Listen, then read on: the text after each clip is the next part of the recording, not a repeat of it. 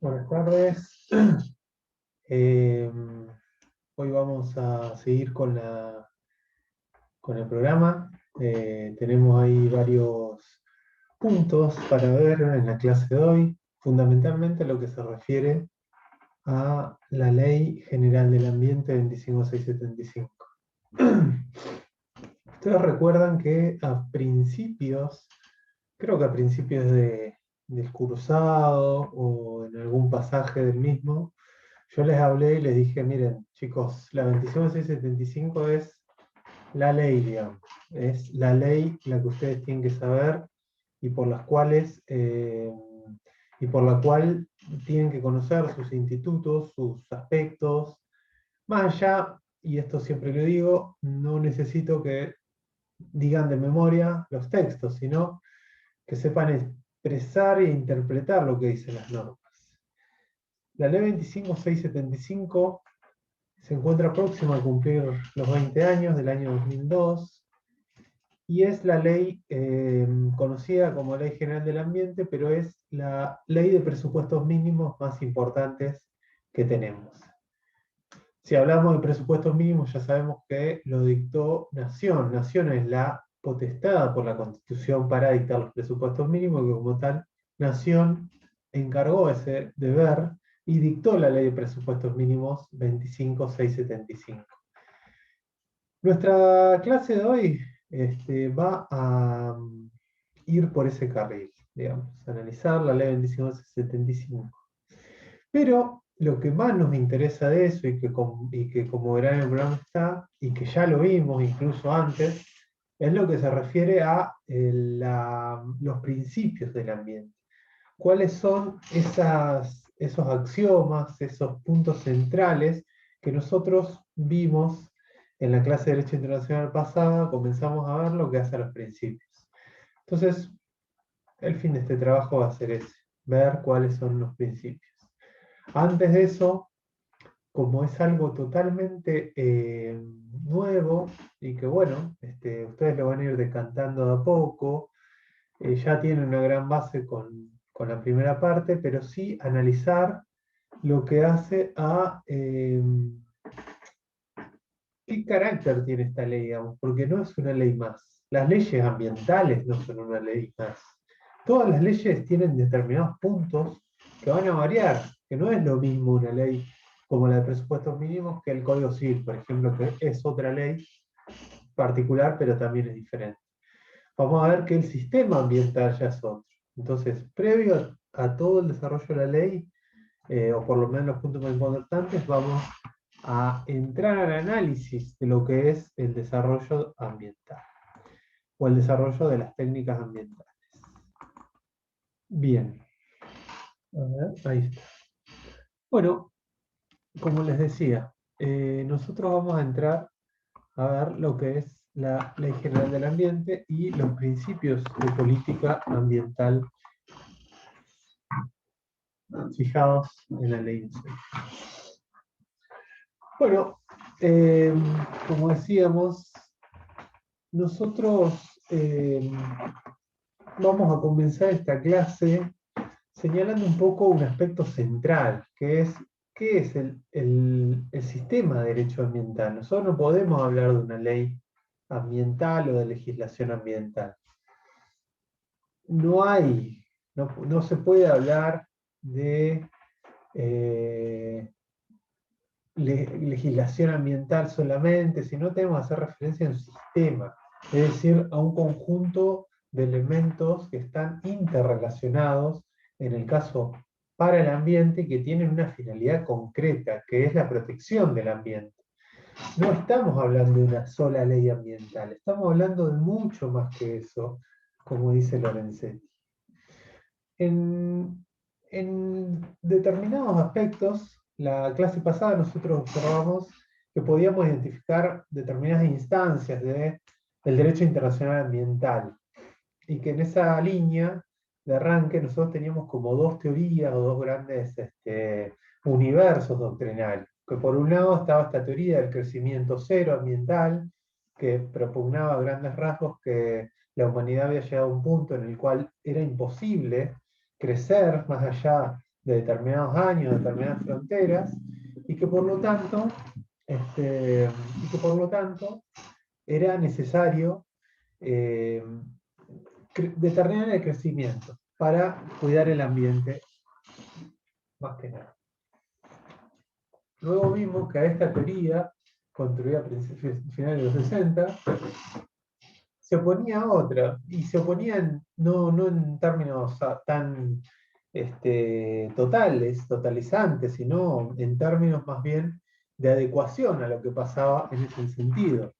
Entonces, ahí fue donde apareció la teoría, o empezó a contra esta teoría de los límites del crecimiento, bueno, decir la teoría del desarrollo sostenible, es decir, no se puede parar el crecimiento porque por lo demás hay determinados países que se encuentran en una situación de subdesarrollo o en proceso de desarrollo que no pueden detenerlo. Entonces es necesario crecer para albergar. Y por eso se construyó este concepto de desarrollo sostenible en el cual, bajo el informe de Brundtland, también se decía, bueno, vamos a cuidar a las generaciones presentes sin afectar a las generaciones futuras. Y unido a eso el principio de equidad, digamos, que también tenía sentido en este triángulo que significa el desarrollo social, económico y ambiental. Las tres patas del vértice, a la cual se sumó últimamente lo que hace a la democracia o la buena gobernanza como un factor del ambiente. Pero bueno, en este sentido, bueno, ahora estamos hablando del ambientalismo. En ese punto, la principal, como esta, podemos marcar diferentes etapas, que son las que marca acá Lorenzetti. Nosotros tenemos una primera instancia, que podemos decir que es la etapa retórica. ¿Qué quiere decir retórica? Es decir, aquella que desde el discurso de los grandes centros de poder empezaron a marcar la agenda política internacional. Es decir, a través de la instalación del ambiente dentro de las agendas, ya desde el discurso por lo menos ya se comenzaron a tomar las acciones, o por lo menos sentar las bases para la toma de decisiones en aspectos ambientales. Ustedes imaginen que antes de los 60 o de los 70, a nadie se le pasaba por la cabeza el ambiente, digamos, o eran algo totalmente sectorizado, como hablamos de esto de las convenciones que trataban algunos aspectos, como aves migratorias, cosas así sueltas, pero nada como el ambiente en sentido holístico. Entonces, por eso es que es la etapa retórica. Luego empieza la etapa analítica, que empieza a decir, luego del proceso de convenciones, Convención de Río, Convención de Estocolmo, Convención de Johannesburgo, bueno, a decir, bueno, vamos a decir cuáles son las acciones para eso, vamos a establecer cuáles son las acciones que tienen que tomar los estados para albergar el desarrollo sostenible. Y la actualidad, que Lorenzetti dice que es la etapa paradigmática. El concepto de paradigma es un concepto que significa algo así como una manifestación que es aceptada por, no diría la totalidad, pero sí grandísima parte de la doctrina, y que se impone como un conocimiento científico que tiene un alcance amplio que impide, digamos, o por lo menos dificulta su oposición. Entonces, el paradigma, ustedes escucharán un montón de veces esta palabra paradigma, y el paradigma en realidad es una noción que viene desde el desarrollo científico, que quiere decir como verdades que se imponen en el mundo científico. Entonces, el paradigma del ambiente ya es algo que se impone, que nadie, o sea, en grosso modo, para explicárselo, nadie puede venir a decir, no, el ambiente está bien, o no importa el ambiente. No, ya hay un paradigma de que hay que cuidar el ambiente. Con el cambio climático pasa lo mismo, por ejemplo, pero sí hay detractores del cambio climático, ustedes conocerán, que descreen y dicen que el cambio climático es una mentira. Bueno, ahí para que vean algo que disiente con esta visión en ese sentido. Pero bueno, ya estamos con la etapa paradigmática en ese punto. ¿Vamos hacia una etapa de consolidación total? Bueno, yo creo que sí, digamos, en ese sentido. Mientras las fronteras del ambiente se vayan resquebrajando cada vez más y se ponga en cuestión el ambiente como el único método de supervivencia del hombre y de todo el universo, ya vamos a ir a una etapa de consolidación en los cuales los antiguos planteos van a ser dejados de lado. Lógicamente va a haber conflictos sociológicos profundos sobre las instituciones, eh, sobre todo en términos sociales. Siempre está esta cuestión que nosotros hablamos muchas veces en clase de decir eh, cómo no van a permitir que un pueblo avance por cuidar el ambiente, si va a dar trabajo. Bueno, estos conflictos se van a dar siempre, y sobre todo en sociedades como las nuestras, tan desiguales y que están en desarrollo. Pero bueno, ya es una gran instancia, estemos en la etapa paradigmática. ¿Qué implica la etapa paradigmática? Bueno, implica un cambio de modo de resolver los problemas y soluciones, los cuales ya no se pueden resolver solamente desde la mera distribución de políticas, o sea, con la sola decisión discrecional política de un lado, sino que tiene que haber una revisión de todos los aspectos. Hay un cambio epistemológico, es decir, un cambio del conocimiento que tiene que ser asumido. Hay un cambio cultural gigante en ese punto. Y además es, como decíamos, el abandono de la idea de legislación. Nosotros ya no podemos hablar de legislación ambiental, sino para pasar a hablar de sistema ambiental. ¿Qué quiere decir sistema de derecho ambiental? Bueno, eso implica un montón de cosas. Por un lado, una legislación ambiental ambiciosa.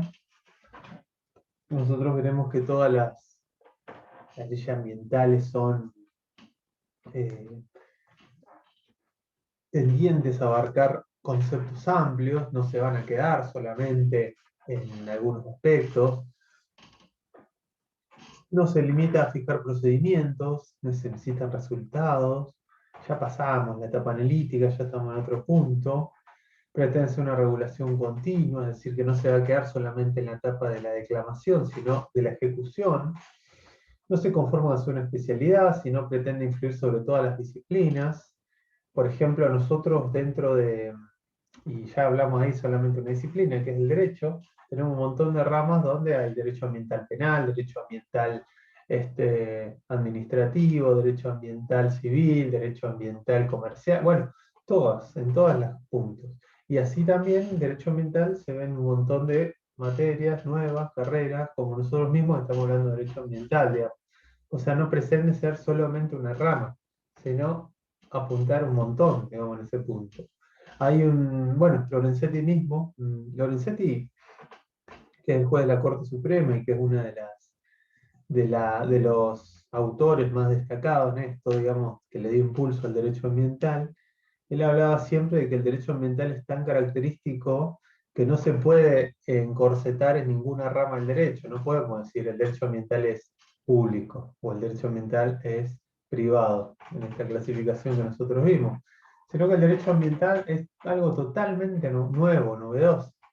Y ponía de ejemplo, así paradigmáticamente, este, que el derecho ambiental era algo así como que el derecho ambiental hace una fiesta, invita a las demás ramas jurídicas a su casa con la sola condición de que vayan con una prenda diferente. Y de que esa prenda diferente, digamos, que hace es justamente lo que caracteriza al derecho ambiental, que no es solamente un derecho privado, un derecho público, sino que todos los derechos se ayornan para el derecho ambiental. Vamos a ver más adelante lo que es el derecho civil ambiental o el derecho de daño en ese punto. Es algo nuevo que requiere su punto diferente. Y fundamentalmente, a diferencia de la legislación tradicional, que incluye reglas o principios como mucho, casi todas las legislaciones incluyen eso, acá vamos a tener objetivos, valores, principios, lo cual va a exceder un poco lo que es solamente las normas y principios. Bajo ese contexto, la expresión legislación ambiental es modesta y tenemos que usar la de sistema para comprender la profundidad y globalidad de las mudanzas. Acá tenemos lo que hacía el paradigma ambiental, que yo les decía, pretende cambiar el sistema legal para armonizarlo con el mundo natural, activismo de los bienes ambientales, principios estructurantes, Y las normas ambientales tienen valores, principios, reglas, objetivos. Ustedes ven cualquier norma común, digamos, y se va a limitar por ahí a decir reglas y principios, nada más. Reglas, ¿qué quiere decir? Un mandato determinado a hacer que ya está fijado en la norma, digamos. No tiene ninguna discusión y la solución para el caso está. Por ejemplo, si yo cruzo en rojo, una norma contravencional, yo llego a cruzar en rojo una multa de 100 US, que es una unidad de valor, o $100. Bueno, ya está. El que cruzara en rojo tendrá una pena de 100 US. Listo, ya está la solución al caso. Si alguien de tránsito me hace una multa, me iban a cobrar $100 y chao. En cambio, los principios van a variar en ese punto y vamos a ver que son otra solución legal y otra clase de norma. Acá, como le decíamos, ¿qué son las reglas? Las reglas son normas que establecen una conducta de vida para un supuesto de hecho determinado.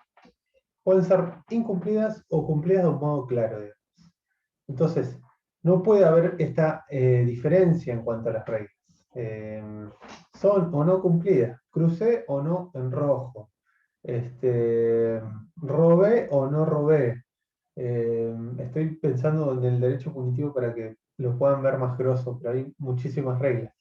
Son claras, la solución que da el derecho para el caso es claro y evidente, no hay discusión. En cambio, los principios son diferentes, porque los principios no fijan una solución clara para el supuesto de hecho. Los principios receptan los valores y ordenan cumplirlo de la mejor manera posible. Es una norma inacabada, digamos. No dice el supuesto de hecho determinado, es abierto. Como vimos en otro caso, principio de prevención no da una solución, no dice nada, dice solamente que el derecho ambiental es preventivo o que hay que tomar la prevención en aquellos casos en los cuales se puede afectar el ambiente.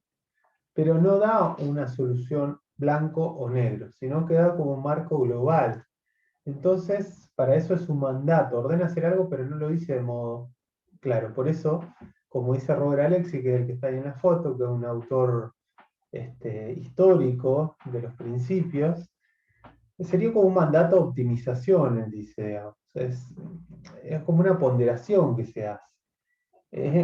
Un caso en el cual nosotros lo aplicamos al supuesto, no hay solución, pero tratamos de ver si el sujeto actuó bien o no, pero no es una solución clara en este punto.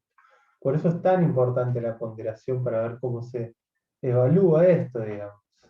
Por eso es esencial ver eso. Por ejemplo, les pongo un ejemplo, a ver. Un caso de principio, muchas veces hay supuestos en los cuales no existe una solución y no se sabe a ciencia cierta quién tiene razón. Si el trabajador o el empleador en un supuesto laboral, por ejemplo. Hay un principio que se llama principio protectorio en favor del trabajador. Quería decirlo en latín, pero no recuerdo. Entonces, bajo esa idea, se trata de cuidar o de preservar al trabajador. Entonces, algo así como en caso de duda, siempre se está en trabajador del trabajador. Así como hay normas en derecho penal que dicen el principio de inocencia también, que dicen en caso de duda, siempre debe estarse a favor de que el sujeto es inocente. O individuo pro reo también se llama, el cual tiene que tratar de privilegiar la condición de aquel que está acusado. Todos estos principios, como ven, no van a decir algo sí o no, blanco o negro, sino que van a dar un marco en el cual el legislador, el administrador, el intérprete de la norma va a actuar, pero no dicen tan claramente. Bien, ¿cómo juega esto en lo que nosotros estamos viendo? ¿Cómo viene a ver esto, digamos, como tal? ¿Cómo es el principio en este sentido? Bueno, nosotros lo que podemos ver acá es que el derecho ambiental recogió esta idea de reglas, principios y valores y fue quizás uno de los derechos que más lo hizo. Partamos de la base de nuestra Constitución, porque como yo siempre digo, el análisis siempre tiene que ser constitucional, no puede haber un análisis que no es constitucional. Nosotros tenemos el derecho ambiental constitucional, la cláusula del artículo 21, que se impuso en el artículo 90, en el año 94, en el cual dicen todos los habitantes tienen derecho a un ambiente sano, equilibrado, apto para el desarrollo humano y para que las actividades productivas satisfagan las necesidades futuras. Esa es la cláusula constitucional que estaba clara en este punto, digamos, y que instauró los presupuestos mínimos de protección, como señala el párrafo tercero. Corresponde a la Nación dictar normas que contengan los presupuestos mínimos de protección y a las provincias las necesarias para complementarlas, sin que ellas alteren su jurisdicción local. ¿Está bien? Esta es la cláusula de derecho ambiental constitucional más evidente, la que nos va a marcar todo, absolutamente todo el mapa. En base a esto se dictan las leyes de presupuestos mínimos. En el año 2002, en plena crisis, digamos, ya ahí recuerdan, 2001, 2002, todo el gobierno en crisis, sale la ley de ambiente, producto de un consenso entre los legisladores. En ese caso estaba el gobierno de Dual, para situarlo históricamente. Sale la ley ambiental. La ley ambiental establece los presupuestos mínimos para la gestión sustentable y adecuada del ambiente, la preservación y protección de la diversidad biológica y la implementación del desarrollo sustentable. Acá ya tenemos cuál es el bien jurídico protegido de esta ley, de la ley 25675. ¿Qué dice la ley? Miren, acá vamos a establecer los presupuestos mínimos, es decir, ese piso mínimo inderogable para las provincias, en el cual las provincias pueden dictar normas de protección por encima, pero nunca por debajo, porque en ese caso esas normas serían inconstitucionales. ¿Para qué? Para una gestión sustentable y adecuada del ambiente, para preservar y proteger la diversidad biológica que es muy importante en este sentido, e implementar el desarrollo sustentable, que como vimos es políticamente y ideológicamente el fin constitucional que se estableció para el ambiente. ¿Qué quiere decir esto? Que sería jurídicamente muy complicado, por no decir imposible constitucionalmente, que una ley, por ejemplo, establezca líneas de crecimiento cero, por ejemplo. ¿Sí? Es decir, que adopte la teoría esta de crecimiento cero. No, la Constitución ya marcó una línea que es el desarrollo sostenible, digamos. Así tampoco puede haber una línea que diga no hablar de sustentabilidad, como les decía, la sustentabilidad se incorpora en todos los discursos, en todos los discursos. Entonces, ya es hablar de sustentabilidad, hablar de constitución. Hoy, en cualquier sentido, tenemos que hablar de sustentabilidad. Luego, como decíamos, las leyes establecen objetivos. Ahí el artículo 2 establece varios de los objetivos que tiene la ley.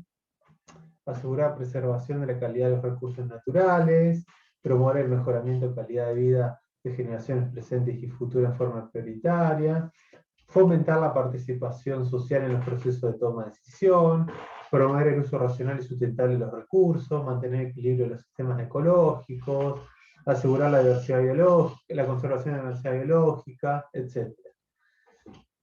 Todos estos puntos son objetivos que tienen que estar en cuenta para la política ambiental nacional, y que sin lugar a duda van a marcar la agenda ambiental y van a ser las guías claves para que el legislador la siga.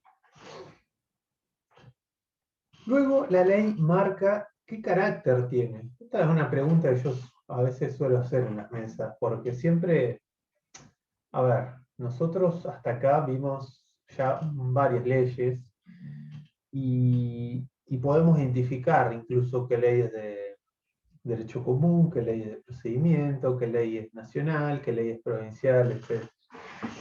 Yo lo que les voy a tener que decir a ver, ¿qué carácter es la ley 25675? Bueno, primero, antes que nada, es una ley de presupuestos mínimos.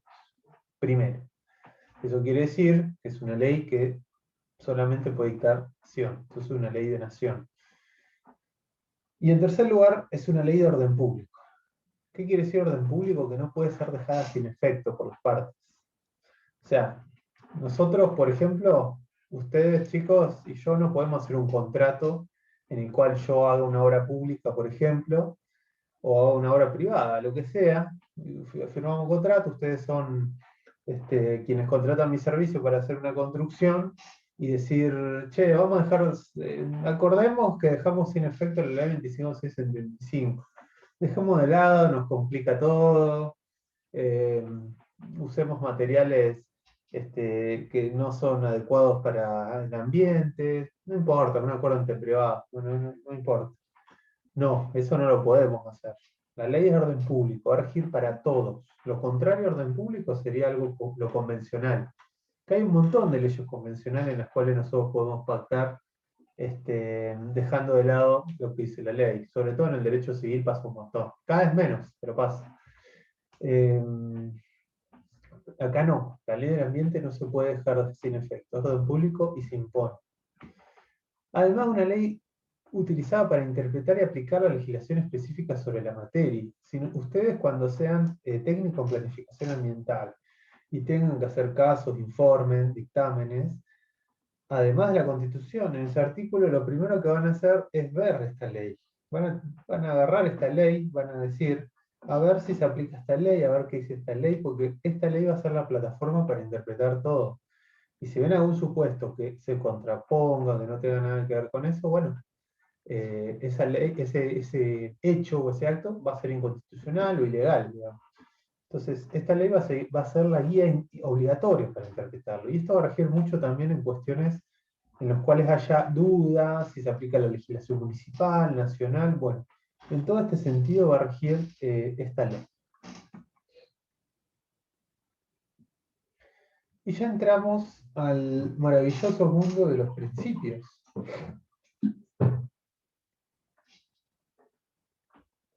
Nosotros decíamos que los principios eran mandatos de optimización. La interpretación de la ley y de otra norma a través del cual se ejecute la política ambiental estará sujeta al cumplimiento de los siguientes principios. Ahora vamos a ver cuáles son esos principios. Bien, estos son los principios de política ambiental, que está marcado en la ley de 25625. Congruencia, prevención, precautorio, equidad interjurisdiccional, progresividad, responsabilidad, subsidiariedad, sustentabilidad, solidaridad, cooperación, integración de política sectorial y radical. En realidad, los principios que marca la ley claros son hasta cooperación, ahora vamos a ver. Después hay dos principios que creó la doctrina, que dice que salen de la ley, que no están claros ahí. Y después vamos a ver que hay otros principios que estableció la jurisprudencia, que sacó de algunas declaraciones internacionales, y que también vendrían a complementar estos principios, pero hay parte de la doctrina que los discute, digamos, porque ustedes piensen que si un principio es una norma, porque son normas los principios, el único habilitado para hacerlo sería el legislador, o sea, nuestros representantes, a quien nosotros, por medio del voto, elegimos para que hagan las leyes, y no que vengan a ser impuestos de alguna interpretación judicial, es decir, que como se hizo, que los jueces, así sean los jueces de la corte, como en el caso, vengan a decir, acá también hay más principios, digamos, porque Argentina se comprometió internacionalmente. Y quizás no sé si están así, digamos. Ambientalmente es positivo, vamos a ver, que se hayan incorporado otros principios. Pero quien lo debería decir es una ley como la 25675, no los jueces, que están dedicados a resolver conflictos más que a legislar, digamos. Eso en principio debería ser así, digamos. Los que hacen las leyes son los legisladores, no los jueces. Entonces los principios más importantes están en la 25675. Principio de congruencia. La legislación provincial y municipal referida a lo ambiental deberá ser adecuada a los principios y normas fijadas en la presente ley. Si no, esta prevalecerá sobre toda otra norma que se le oponga. Bueno, es bastante claro. Congruencia, algo de ser congruente, que tenga que tener una relación, digamos, de medio-fin en ese punto. Toda la legislación, por ejemplo, de Neuquén, de provincia de Neuquén y de ciudad de Neuquén, tiene que ser adecuada a los principios y normas que fija la 25675. ¿Qué pasa si hay una discordancia? Bueno, En ese caso, la misma norma ahí da la solución, dice, va a prevalecer la ley 25675. Por ejemplo, si nosotros tenemos que la Municipalidad de Neuquén dicta una ley, una ordenanza, perdón, que dice que el principio precautorio no rige acá en Neuquén porque rige el principio de explotación saludable u otro, no sé, se me ocurre eso. Bueno, esa ley es discordante de la ley de presupuestos mínimos y no va a tener sentido, o sea, no, va a ser inconstitucional o ilegal, por así decirlo, porque esta ley va a regir por sobre esas leyes. Ahí hay un autor que se llama Esaín, por ejemplo, que creo que está en la bibliografía, pero es bastante profundo en este punto. Es un artículo genial igual, creo que lo vamos a tener que ver. Pero bueno, como adelanto les digo que él habla del control de complementariedad, es decir, que el control de complementariedad sirve para revisar esas normas, cómo juega, cómo se controla, y ahí rige mucho el principio de supremacía constitucional.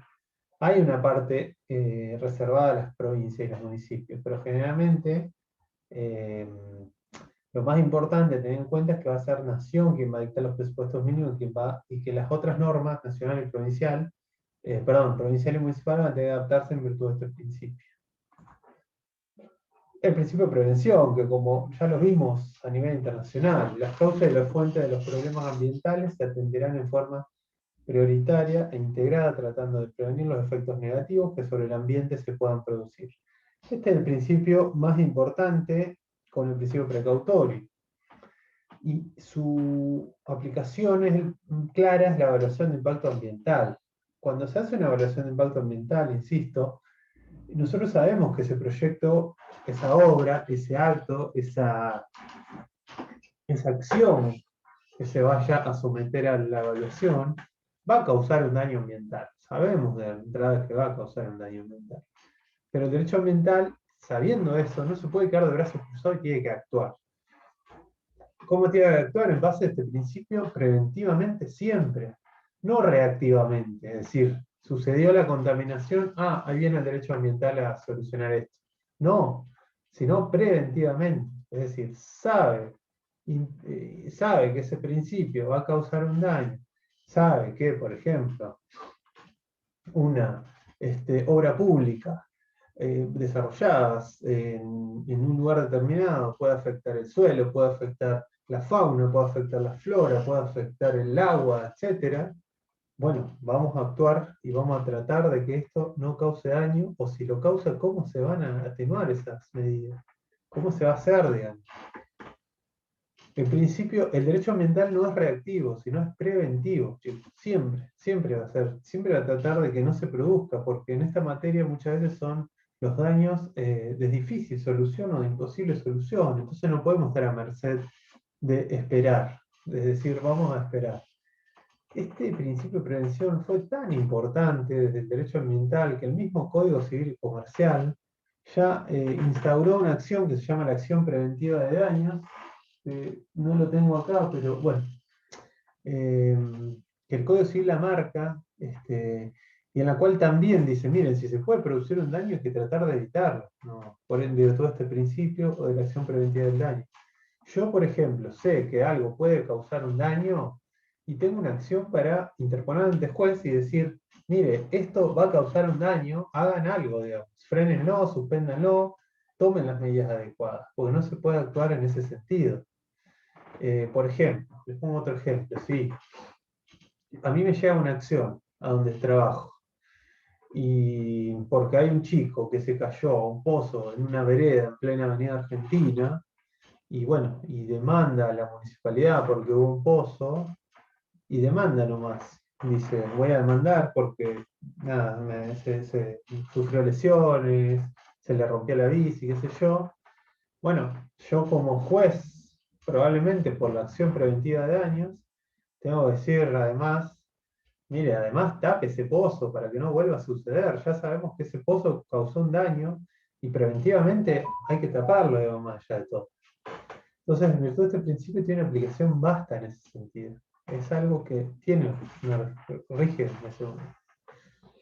Bien, principio de precaución o principio precautorio. Veamos este principio.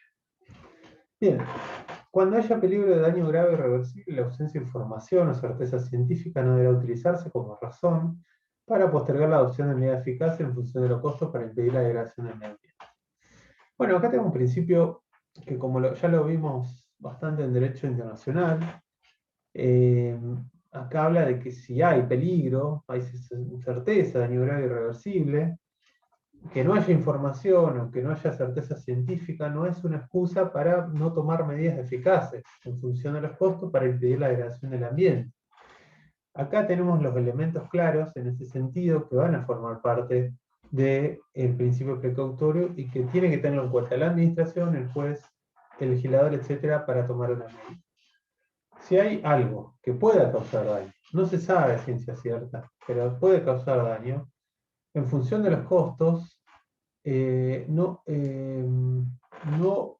hay que tomar medidas, no puede ser que no se tomen medidas, digamos. No puede ser opuesto de excusa, no hay certezas científicas para eso. Digamos. Como decíamos anteriormente, este principio fue muy importante, digamos, es el principio que le da autonomía al derecho ambiental. Tal es así que se extendió a otras ramas, como decíamos, al derecho de salud y hasta al derecho privado en algunos puntos. Es un principio revolucionario, diríamos, porque ¿qué exige el derecho siempre? ¿O qué exige nuestro sistema racionalista occidental?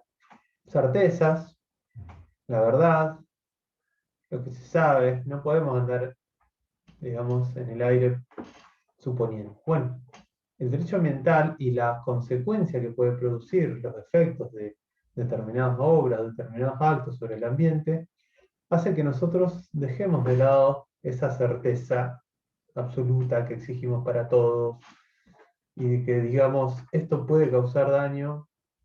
A ver, esperemos.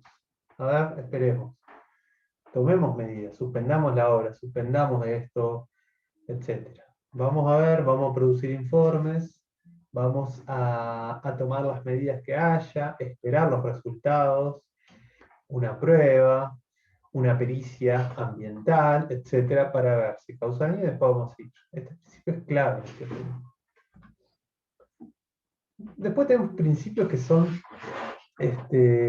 como acordes a la línea de desarrollo sostenible. El principio de equidad interjurisdiccional, que decíamos, esta brecha generacional. Los responsables de la protección ambiental deberán velar por el uso y goce apropiado del ambiente por parte de las generaciones presentes y futuras. La idea generacional es muy importante en este sentido. El desarrollo sostenible se basa en esta idea, digamos. O sea, el ambiente, cuidar el ambiente en virtud de garantizar el ambiente para las generaciones futuras, que es un poco el principio que atraviesa todo el concepto mismo de desarrollo sostenible. Después hay una serie de principios como el de progresividad, los objetivos deberán ser logrados en forma gradual, metas interinas y finales, proyectadas en un cronograma temporal. Este principio de progresividad es algo así como decir, bueno, las pautas ambientales que se adopten van a ser realizadas en función de pautas que van a ser de a poco aplicadas. Es decir, los objetivos tienen que lograrse gradualmente. Esto también es una respuesta, una derivación de la teoría del crecimiento sostenible, digamos. Es decir, no se puede detener o en virtud de un principio ambiental todo de una sola vez. No se puede cercenar las emisiones de dióxido de carbono, por ejemplo, en un solo punto, sino que tienen que ser aplicadas progresivamente bajo un esquema temporal. Según Cafferata, de este principio de progresividad derivan dos subprincipios. Uno de proporcionalidad, que refiere a la razonabilidad en los tiempos que insumen los cambios impuestos por la norma, y otro de gradualidad, es decir, que son graduales, digamos, los desafíos. El principio de progresividad tiene que ver con la progresión en la toma de decisiones ambientales, que es diferente al principio de no regresión, por el cual las leyes ambientales no pueden ir para atrás. Por ejemplo, si tengo una norma jurídica muy exigente, esta norma que da ciertos parámetros no puede ir atrás de una cuestión económica. Es otro principio ese, en ese punto. Después tenemos el principio de responsabilidad, que el mismo artículo 41 lo recoge, que es el principio clave de todo el sistema de daños, digamos, como tal.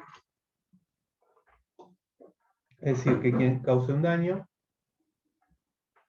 es responsable. Tiene que hacerse cargo. El que genera efectos degradantes del ambiente es responsable de los costos de las acciones preventivas y correctivas y vigencia de los sistemas de responsabilidad. Acá ya estamos en un ámbito diferente al principio de prevención y precautoria. Acá ya se causó el daño. Bueno, si ya se causó el daño, si ya se contaminó, si ya hubo un derrame de petróleo, por ejemplo, bueno, si hubo un derrame de petróleo, a ver, vamos a hacernos cargo. ¿Quién es el operador de esa área? Bueno, es YPF, por ejemplo, por decir un ejemplo. Bueno, YPF hacerse cargo del derrame. Bueno, ¿y de qué se trata ese hacerse cargo? Bueno, en principio, como decíamos, de la recomposición ambiental, de tomar las acciones para subsanar eso. Y además para que no ocurra más, digamos, en ese sentido. Si se produjo un derrame, bueno, a ver, ¿cuál fue la causa de este derrame? Una falta de mantenimiento de una línea de conducto, por ejemplo, que transporte hidrocarburos. Bueno, vamos a ver qué pasó, que no pase más, etc. Bueno, este es el principio de responsabilidad que es clave en este punto. Subsidiariedad. Bueno, el principio de subsidiariedad dice que el Estado Nacional tiene la obligación de colaborar y participar en forma complementaria en el accionar particular en la preservación y protección ambiental. Esto un poco el principio de subsidiariedad es como que tiene dos aspectos, uno positivo y otro negativo. El positivo quiere decir que el Estado tiene la obligación de colaborar cuando sea necesario. El negativo es que el Estado tiene que abstenerse a asumir funciones que pueden ser cumplidas efectivamente por los particulares. Es decir, subsidiariedad quiere decir que el Estado no es el principal responsable, sino que está en un segundo plano. Quiere colaborar cuando sea necesario, está ahí, pero siempre el particular o quien no sea el Estado es el responsable, bueno, tiene que hacerse cargo. Sustentabilidad, que es un poco lo que hace al desarrollo sostenible. El concepto de desarrollo sustentable, si recuerdo, sostenible, lo encontramos en el informe Brundtland, que era la señora que habíamos visto, que era la ministra que había incorporado este concepto y por lo cual le habían dado informe Brundtland, como tal, nuestro futuro común. El desarrollo sostenible, desarrollo económico social, aprovechamiento de hacerse a través de una gestión apropiada del ambiente, de manera que no comprometa las posibilidades de generaciones presentes y futuras. El desarrollo sostenible, insisto con esto, hay que tenerlo en cuenta siempre, se basa en tres pilares: el pilar económico, social y ambiental, en el cual las últimas declaraciones de CEPAL, sobre todo, incorporaron la perspectiva de la buena gobernanza o de la idea de que la democracia sirve, digamos, y sobre todo la democracia firme, sirve para la protección del ambiente de un modo más certero que aquello que no es como tal. Solidaridad. Acá vamos a entrar a dos principios, solidaridad y cooperación, que son algo así como dos principios que van a jugar en aquellos casos en los cuales haya más de una parte involucrada. Solidaridad dice que la nación y los estados provinciales serán responsables de la prevención y mitigación de los efectos ambientales transfronterizos adversos a su propio accionar, así como minimización de los riesgos ambientales sobre los sistemas ecológicos compartidos. En este caso, como vemos, habla de aquellos casos transfronterizos, es decir, de provincias o municipios o nación que comparten un territorio en el cual el daño ambiental se produjo en más de una jurisdicción. Y ahí impone, digamos, esta solidaridad como idea ética fundamental, como una idea de valor, como volvemos a Bobbio, recuerdan esta idea de valor superior del derecho, bueno, la solidaridad como una idea más, ¿no?, que tiene que estar ahí presente. En la cooperación más o menos lo mismo. Los recursos naturales y sistemas serán usados en forma equitativa y racional. El tratamiento de mitigación de emergencias ambientales, de efectos transfronterizos, serán desarrollados en forma conjunta. Bien, hasta ahí podemos decir que son los principios que señala la Ley 2565 en su artículo 4. No obstante, hay algunos autores como Carlos Rodríguez que habla que el artículo 5 incorpora otro principio que se llama principio de integración de políticas sectoriales. Los distintos niveles de gobierno integrarán en todas sus decisiones, actividades, previsiones de carácter ambiental, teniendo que asegurar el cumplimiento de los principios. Es decir, uno de los dilemas que ha atravesado, que atraviesa todo, digamos, es que muchas veces las políticas ambientales son desligadas, digamos, de lo que es cada área. Generalmente hay una cartera ambiental, es decir, tenemos la Subsecretaría de Ambiente, tenemos el Ministerio de Ambiente, y que dentro de cada área no está esa cuestión ambiental. Entonces la idea de acá es que en todas las decisiones de carácter ambiental se integren las diferentes áreas, y por eso tiene que haber una integración en estos principios. Es una idea dirigida más que nada también a la organización administrativa que tiene que haber en este sentido. Y después hay un principio de la realidad que también podemos decir que no está creado en el artículo 4, pero se encontró, la doctrina dice que está en el artículo 10, y en los cuales pone el acento en la realidad ambiental, local, nacional e internacional como condición para la eficacia o aplicación de la normativa.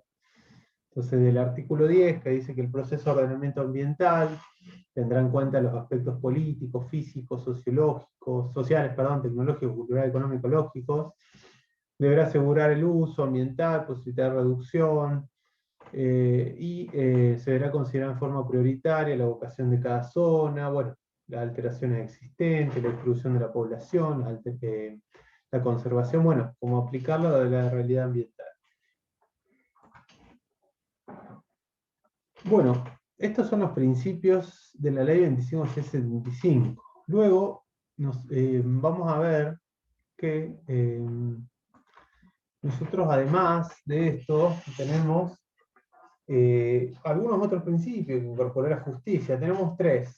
Principio pro natura, que fue incorporado por la Corte Suprema en un fallo que se llama Majul, no el periodista Majul, sino un actor que se ve afectado ambientalmente, y que la Corte incorporó el principio pro natura en virtud de la Convención de Humedales. No es un principio positivizado, no es exigible, pero les comento.